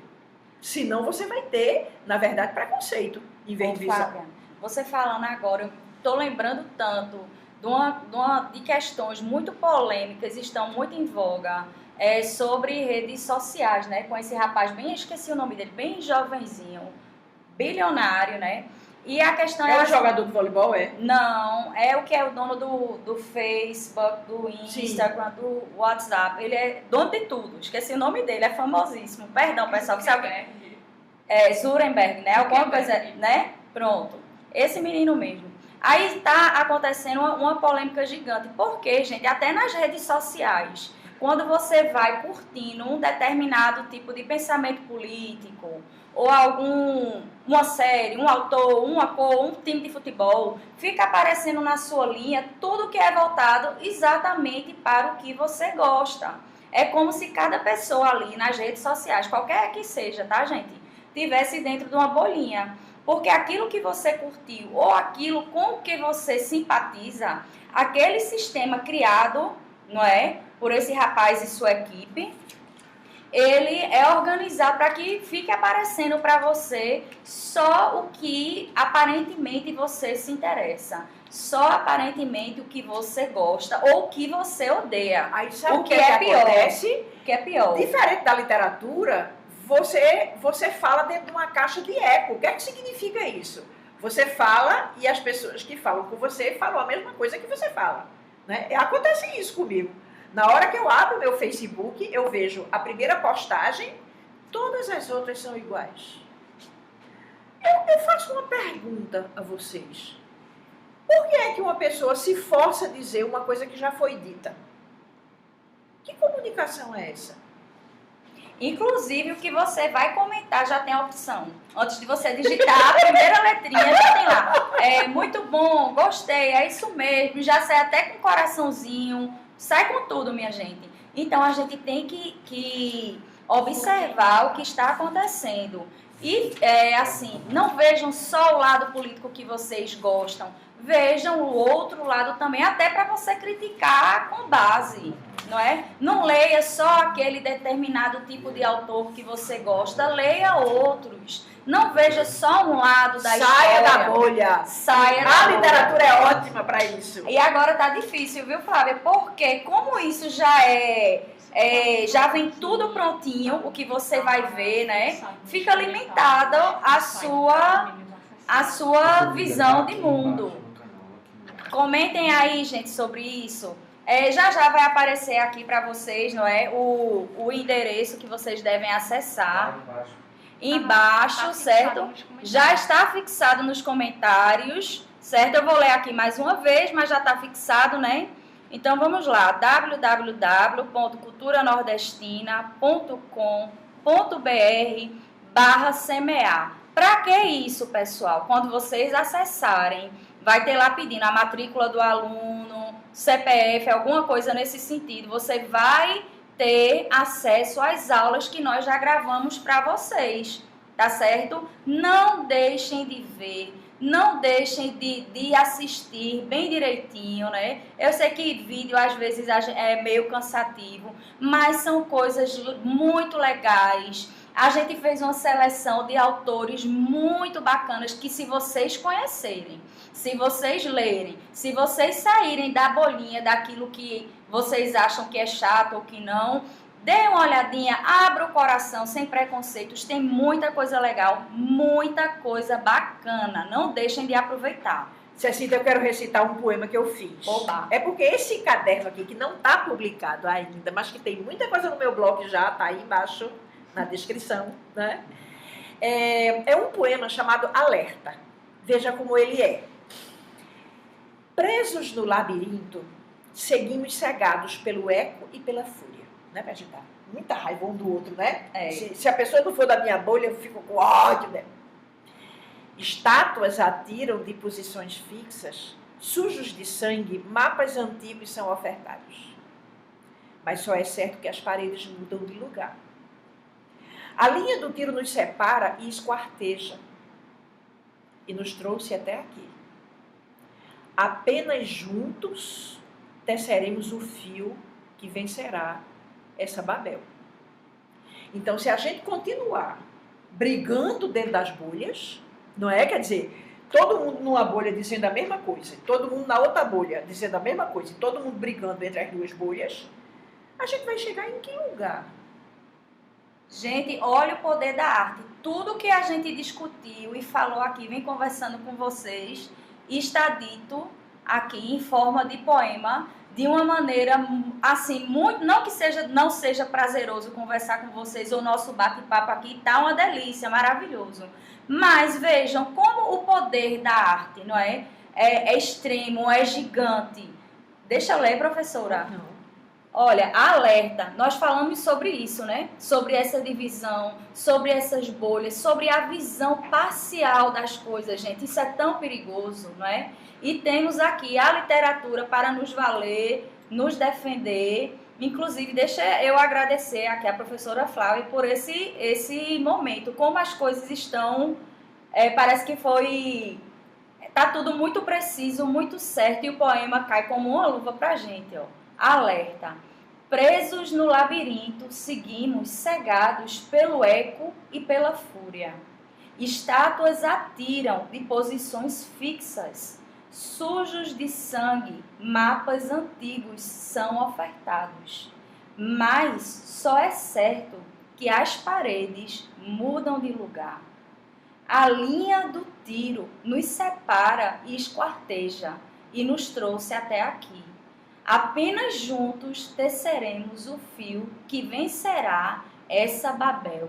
Cada um que fale sua própria língua, seu próprio dialeto, ninguém quer se entender, e talvez seja essa uma das razões porque o mundo tá essa bagunça. E a primeira vez que eu escrevi... Incrível! A primeira vez que eu escrevi esse poema, eu botei assim, só juntos teceremos o fio que vencerá essa Babel. Aí depois eu disse, não. É porque se eu botar apenas, eu sei que é difícil. É como se a gente dissesse assim, é com trabalho, é com pena, né? É com trabalho, é com pena que a gente vai ficar juntos. Uhum. Mas é trabalhando juntos que a gente vai vencer essa não é com essa rinha que são as redes sociais, né? Quer dizer, é um momento de tanta tecnologia, nunca foi Daria tão um debate, barato. viu, professora? Isso aqui é uma aula inteira, só de redes sociais. Veja, nunca foi tão barato a gente se comunicar um com os outros. Na minha época, um telefone era uma coisa caríssima quando eu era adolescente. Pouquíssimas pessoas tinham um telefone. Era o preço de uma casa, o preço de um carro, um telefone, né? Quer dizer, agora todo mundo tem praticamente um telefone, não é verdade? E a gente, o que faz com o telefone? A gente briga um com o outro. Tanta coisa que a gente pode dizer, né? O consolo que a gente pode dar ao outro, a escuta que a gente tem que fazer do outro, né? Agora, veja, essa história de escutar o outro, eu queria... Veja, não é escutar o outro dizendo a mesma coisa. não é? Então, veja esse poema, viu? A raiz da escuta não é o silêncio. Toda palavra de verdade é uma pergunta com o inconveniente da surpresa. Veja, se você está falando uma coisa, se você está falando de verdade, ela é uma coisa que eu não sei. A comunicação verdadeira é essa. Ela acrescenta. Não é? Não é você dizer a mesma coisa, não. É você acrescentar alguma coisa, né? Também a quem escuta cabe a alegria difícil da descoberta. Ou seja, o que é que eu vou ter que fazer? Eu vou ter que achar que aquilo que eu estou escutando, que é novo, que é inédito, vai me trazer alguma coisa boa. Não é? Porque a gente não pode ficar, minha gente, repetindo ou sendo obrigado a repetir o que todo mundo já disse. Que é isso? A comunicação verdadeira, ela é exclusiva, ela é nova, ela traz novos elementos, né? E o novo não vem do zero, não. Ele vem da gente conhecer uma tradição, né? Que aí a gente remodela ela, né? Será que a gente tá virando meio que rebanho, hein? Um diz uma coisa, aí todo mundo diz igual. A tendência é quando você pergunta algo para alguém, se for em grupo, quando alguém dá a primeira resposta, a tendência é que os outros vão dando a mesmíssima resposta. Pelo amor de Deus, minha gente. Pelo amor de Deus. Olha esse poema. É muito poema, né? É qual é este tempo? É, este tempo. Vou ler este tempo, viu, gente? Este tempo. Os assuntos fingem-se de vivos, mas a repetição os mata. Os sujeitos de próprios, mas a repetição os mata. As palavras de socorro, mas a repetição os mata. O pertencimento de possível, mas a repetição o mata. O presente de suportável, mas a repetição a mata. O passado de lição, mas a repetição o mata. O futuro de diferente, mas a repetição o mata. Gente do céu, perfeito, né? Para o que a gente está debatendo aqui, pessoal. Perfeito. Aí vai dizer mais o que depois disso, Flávia? Não é? Olha só, a repetição matando todas as possibilidades diferentes que a gente poderia criar. Sim. Aí, como isso é importante, gente? Senão vira todo mundo zumbi. Eu sei que vocês adoram a série aí dos zumbis, que já passou de mais de 10 temporadas e todo mundo acompanhando, né? O que é você ser zumbi? Pelo menos na série que eu sei que vocês adoram. É aquele povo descerebrado. Então, tá todo mundo ali sem cérebro, tá todo mundo ali morto, ninguém pensa, vão todos caminhando para a mesma direção e eles estão procurando o quê? Cérebro. Eles se alimentam de cérebro, eles querem comer os vivos, primeiramente para comer o cérebro, só que se eles pegassem o cérebro e colocassem neles, ainda ia servir para alguma coisa. Mas eles vão engolir cérebros, vão digerir e não vai servir de nada para eles, né? Inclusive, até o ritmo do poema dessa morte, né, vai doendo no coração da gente. Vejam, pessoal, o que isso aqui representa. Os assuntos fingem-se de vivos. Vocês também já notaram que a gente está no tempo de não ouvir, a gente só quer falar, a gente só quer dizer a nossa opinião, e o outro diz a opinião dele, mas a gente está tão se fingindo de vivos nesse assunto que a gente nem ouve, a gente faz que ouve, porque a gente já está com nossas ideias completamente embasadas e fechadas, né? Como é que eu vou saber que sorvete de chocolate é gostoso se eu acho que só o que presta é o de morango? Só a minha ideia importa. De repente, a ideia do outro pode ser algo ainda mais interessante do que aquilo que você achou que era tão certo, que era tão perfeito, não é? Essa nossa possibilidade até de volubilidade, de mutação, de transmutação, de se metamorfosear, ou seja, da gente mudar. A poeta diz aqui, o que é que pode ter em outro poema que ela disse no anterior, não é? Que não tem nada estático, nada é parado, essa mudança, essa transição, esse movimento das coisas. E como doeu em meu coração cada vez que falou aí nessa morte, né? O mata, as mata, com ritmo e com a técnica ou não técnica que cada poeta tem. Mas o que ela fez aqui foi pungente e me doeu cada vez que disse os mata, a mata, porque a gente está vivendo isso, a gente está vivenciando isso. Talvez por isso seja até mais doloroso. A gente tem que mostrar aos meninos quais são as aulas da próxima semana, né? Certo. Para eles acessarem. Então, Introdução à Literatura 2, o Quinhentismo, o Barroco e o Arcadismo, o Barroco do Padre Antônio Vieira, o Arcadismo de Gregório de Matos, o Romantismo da primeira fase. Então, tudo isso vai ser na próxima semana, e aí vocês vão acessar exatamente naquele. Ah, certo, pessoal. A produção aqui está nos ajudando, está dizendo que já a partir de hoje estão disponíveis para vocês essas aulas que a professora Flávia acabou de dizer, viu? Comenta um pouquinho. As aulas estão muito legais, muito dinâmicas. A gente não estava vendo vocês ao vivo como a gente é acostumada e gosta mais, com certeza, não é?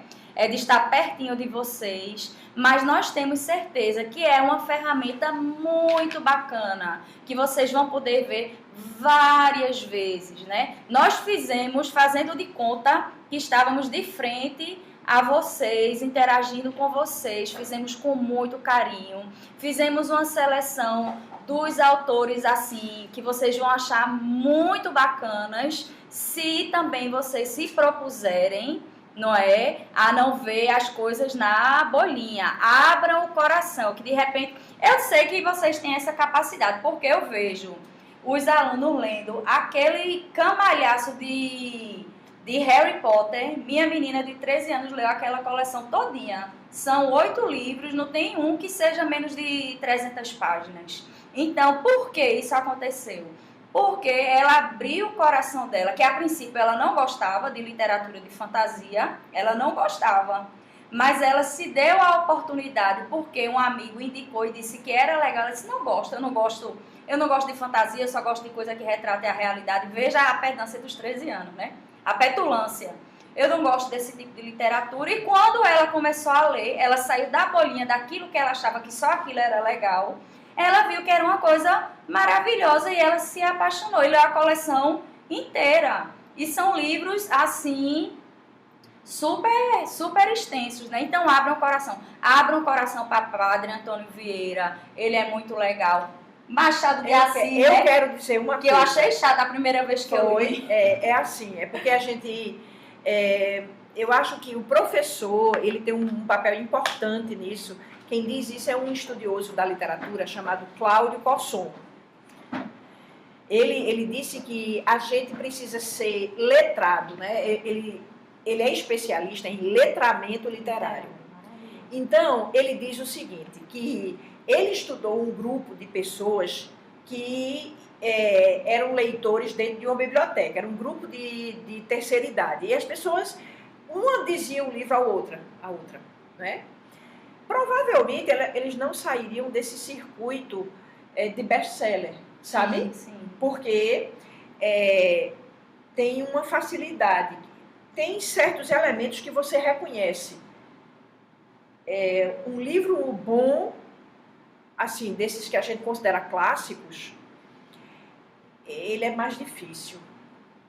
Né? Tanto que você lê 8 volumes de Harry Potter é mais fácil do que você pegar um de um autor, outro de outro autor, porque você tem que entrar dentro do universo simbólico, não é? E ir entendendo devagar. É por isso que é mais fácil ler um romance de 100 páginas do que um livro cheio de conto. Porque você tem que começar várias vezes os contos. Tá entendendo? Não é fácil. Então, o convite que eu faço é, faça um esforço. Não é? E nem sempre a gente gosta de primeira, né? Eu li Machado de Assis no ensino médio, como vocês. A primeira vez que eu li, eu disse, Eu não entendo porque esse povo diz que Machado de Assis é tão bacana. O que é que esse cara tem que eu não vi nada? Que livro chato. Mas, através de um outro professor que incentivou, eu reli. Gente, Machado de Assis é fantástico. E vocês sabem, porque quando a gente faz na sala júri simulado, que pergunta se Capitu traiu Bentinho ou não, que eu não acho nem o mais importante da obra, mas que eu sei que os meninos adoram, que leva para a sala júri simulado, os meninos enlouquecem, releem e utilizam aquela linguagem como se estivesse falando com os amigos, com a gíria, Elizabeth Bishop, é incrível. Ela tem um livro de crônicas que eu tenho maior inveja do título. Se chama O Esforço do Afeto. Porque o afeto, o amor, o afeto, a humanidade, a tolerância, não são gratuitos. A gente tem que fazer a nossa parte de esforço. Não é? O esforço do afeto, o esforço do amor. Não, o diálogo dos amantes não é fácil. Não é fácil. A gente às vezes briga, às vezes a gente discute, às vezes a gente pensa diferente, né? Agora o povo está totalmente diferente disso, porque é assim, votou em Bolsonaro, eu não vou namorar com ele, não fico com ele não, porque ele votou em Bolsonaro. Minha gente, que negócio é esse de o posicionamento político da pessoa impedir que você namore com ela? O desejo é uma coisa muito inexplicável, não é? E a gente precisa se preparar para os inexplicáveis da vida. Pelo amor de Deus, que simplificação do humano é essa? Não é? Às vezes a gente tem posicionamentos políticos diferentes da pessoa a quem a gente ama. Peraí. Por exemplo, eu tenho uma pessoa muitíssimo amada e muito querida na minha vida, que inclusive é um dos responsáveis pela minha criação, que votou em Bolsonaro. E eu digo infelizmente, né? Mas eu o amo muitíssimo e não posso deixá-lo de amar por causa disso. Não conseguiria. Não. O que a literatura me deu? Sabe o que a literatura me deu? A literatura me deu eu compreender isso. Veja, 20% das pessoas votaram em Bolsonaro. Isso significa 30 milhões de pessoas. O que é que a gente vai fazer?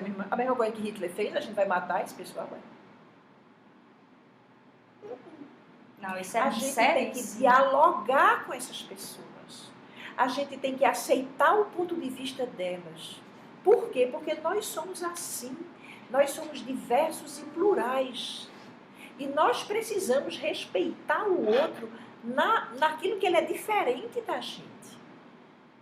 Não é? Agora, a gente fica cego se a gente não lê literatura. Felizmente, estamos aqui convidando vocês, chamando vocês, não é? Trazendo vocês para as discussões. Por quê?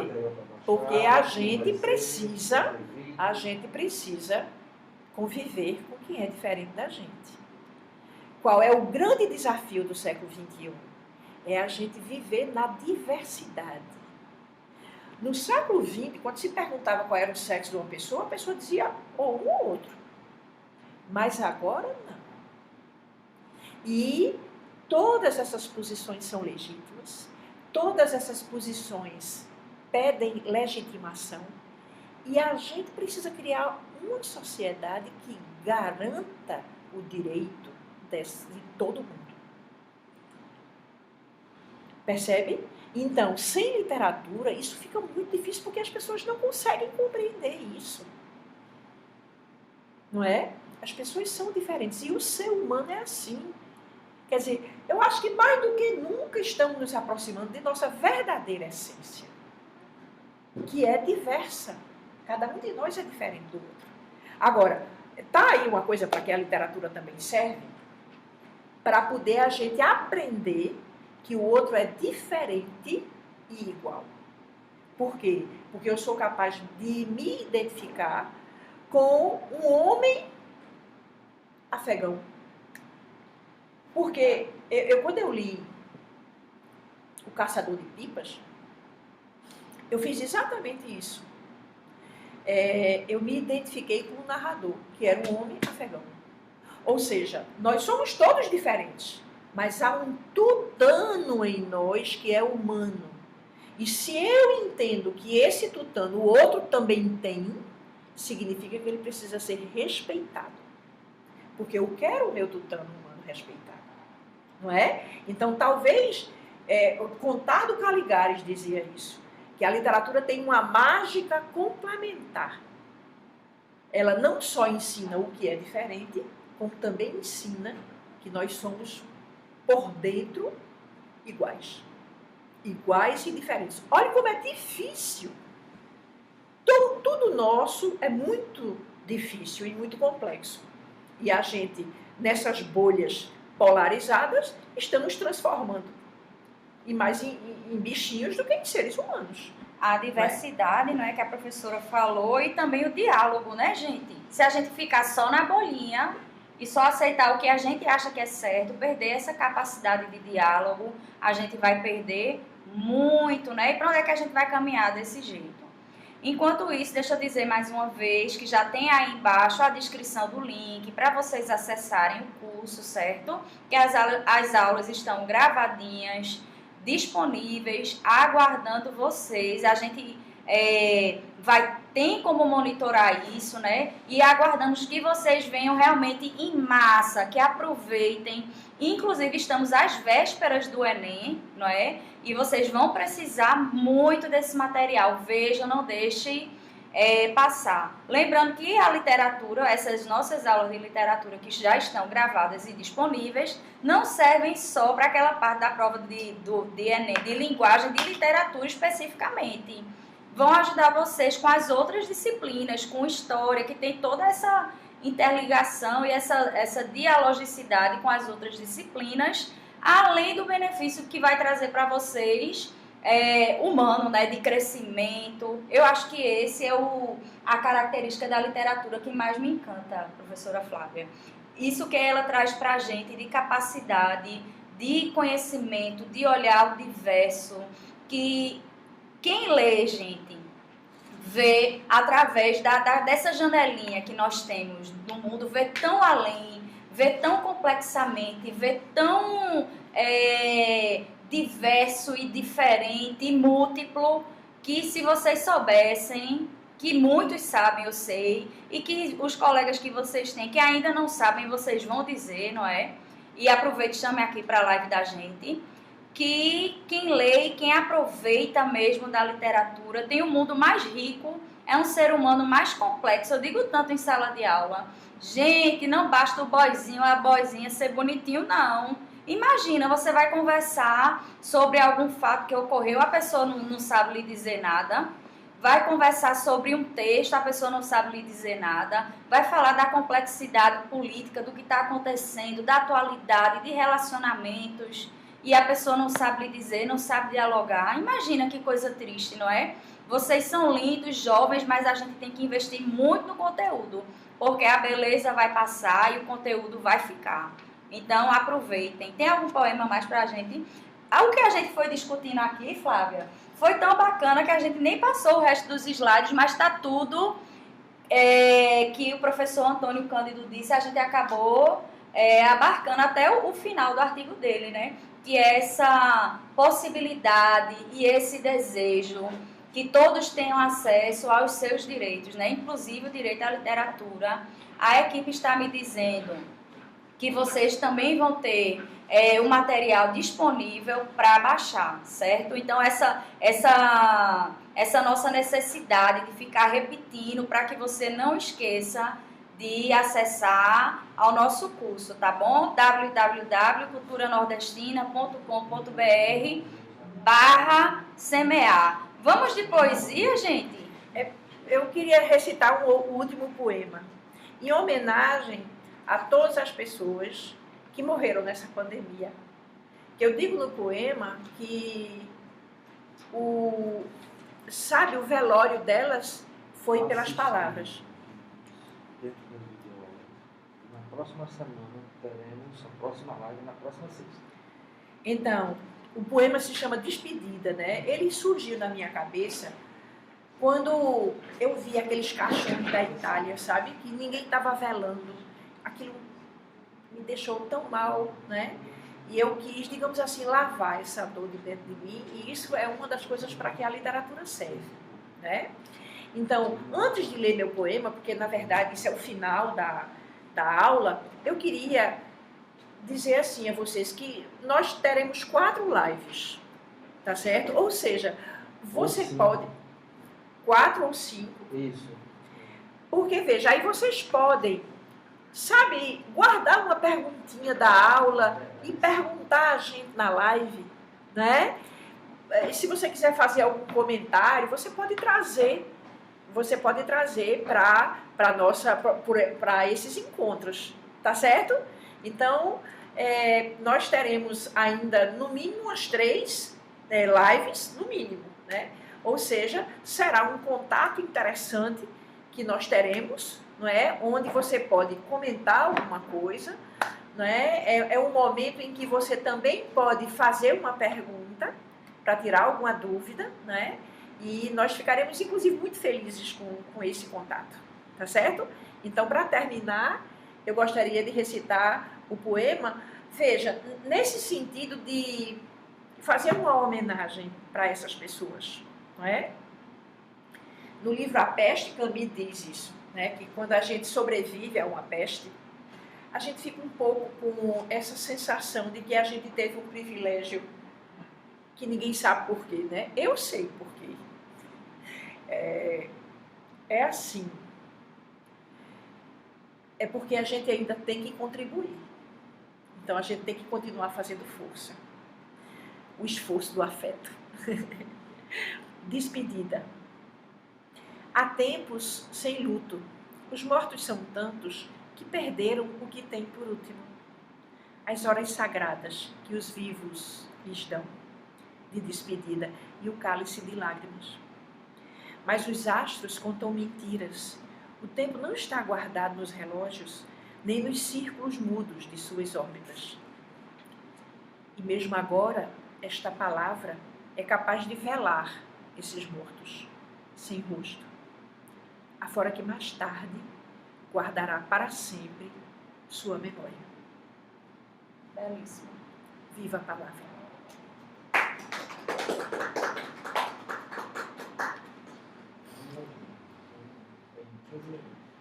Pronto, pessoal. Vamos prosseguir aqui. A gente falou sobre o direito à literatura, que a arte é tão importante para a gente sobreviver quanto o pão, né? Porque imagina, a gente viver como bicho, como máquina, só trabalha e volta e faz aquela nossa função, como se a gente fosse maquininha mesmo.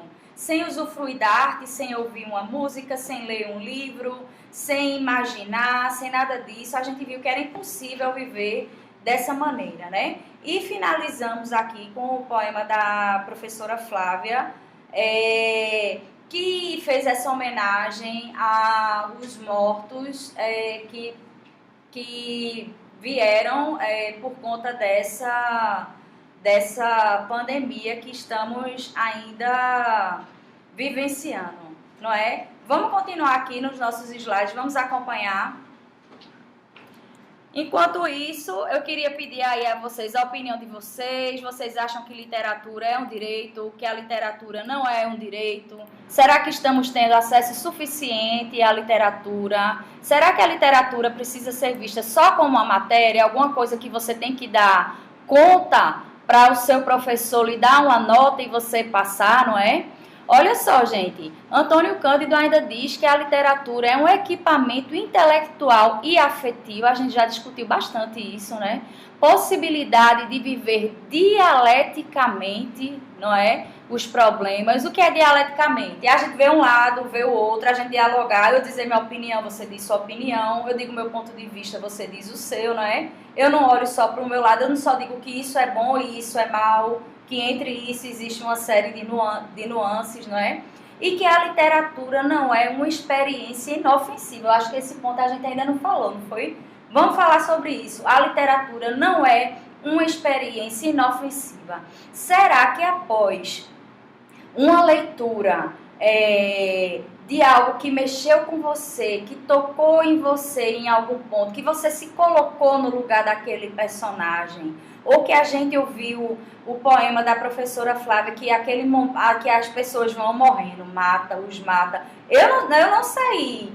Para mim não foi inofensivo o poema dela que eu li, né? Para mim, mexeu comigo, doeu em mim. Eu vivi coisas que foram doloridas, mas que foram necessárias. E é como se em mim algo expandisse, transcendesse, melhorasse. Eu tornei o meu espírito mais rico a partir disso, não é? A gente pode dizer, gente, o que é que vocês acham? Que a literatura é uma experiência inofensiva? Que após a gente ler alguma coisa importante, isso vai mudar a vida da gente? Será que eu leio um livro? Será que eu leio Vidas Secas, de Graciliano Ramos, e ver aquela situação de seca, de penúria? Será que isso vai mexer comigo?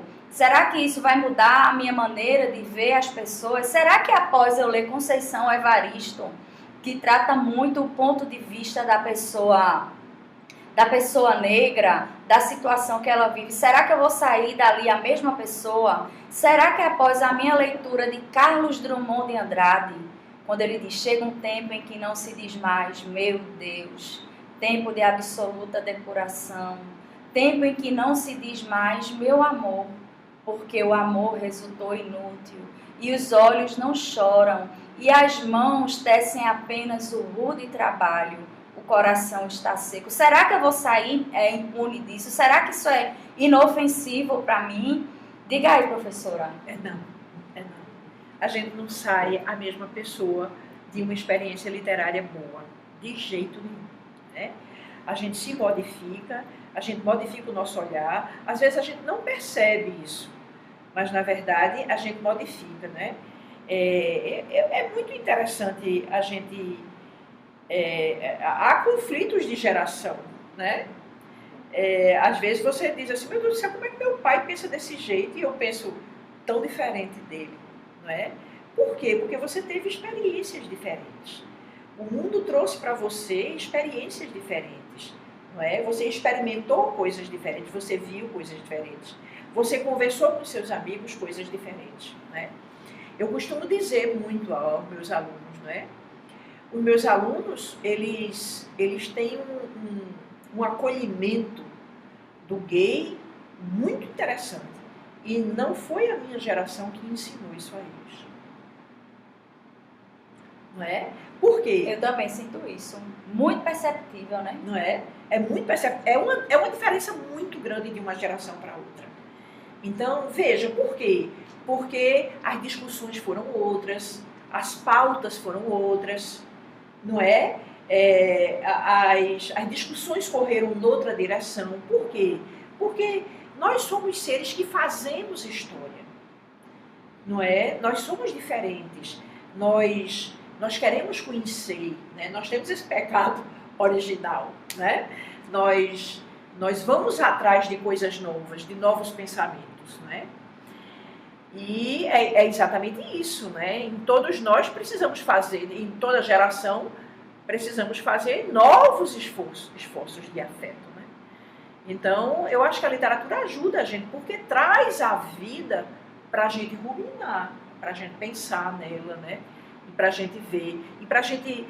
Eu acho que tem tanta gente que pensa assim, sabe? Você cita. As coisas não mudam, não. Leia um livro do século XIX para você ver se as coisas não mudam. Mudam. Pois é. Aí você consegue compreender que a história está acontecendo e que ela não morreu. Né? E que continuará, viu, gente? E as coisas não são estáticas, a história não é estática, não é? E as coisas mudam. E a literatura é um retrato disso, né? Que é a literatura do século XVIII, XIX. Por exemplo, a gente não pode dizer que a sociedade ou o meio que a mulher está, que é retratado, por exemplo, por José de Alencar, não é o de hoje. A mulher passou por um período histórico, a história foi modificando essa mulher e foi trazendo pra gente uma outra perspectiva, né, do feminino. Às vezes, quando eu leio um livro com a personagem feminina, aí eu penso assim, graças a Deus. Né? Quer dizer, eu vim num tempo diferente. Eu não precisei experimentar aquilo. Né? Mas esse conhecimento é tão importante, né? Que a gente consegue ver quais são os pontos positivos do nosso tempo, né? E teima para conservá-los, né? Que delícia, é isso aí, gente. Veja só, um ponto importante, estamos quase finalizando nossa live e a gente vai discutir esse último ponto aqui em Antônio Cândido, que ele diz que a literatura não corrompe nem edifica, mas trazendo em si livremente o que chamamos o bem e que chamamos o mal, humaniza em sentido profundo, porque faz viver. Falamos isso aqui muitíssimo. O teórico em questão identifica 3 funções, e as funções a gente não vai ver hoje, vamos parar aqui. A literatura não corrompe nem edifica, mas trazendo livremente em si o que chamamos o bem e o que chamamos o mal, humaniza em sentido profundo, porque faz viver. E cumpre a função humanizadora, né? Então, é uma coisa que a gente tem que entender. Dentro de nós há o bem e o mal. E qual dos dois vai ser o mais forte? O que a gente alimentar melhor. Não se esqueçam disso. Então, se a gente alimenta a nossa parte do bem, ela fica mais forte. E como é que a gente alimenta? Se tornando cada vez mais humano, cada vez mais consciente de nossa pluralidade, cada vez mais consciente de nossas complexidades, não é? Eu acho que isso é a gente compreender o que é o humano, aceitar o que é o humano, né? E viver no que é o humano. Viver no que é o humano significa que você vai tolerar quem é diferente de você, que você vai aceitar a palavra de quem é diferente de você. E, como a gente começou dizendo, a literatura é uma musculação de humanização.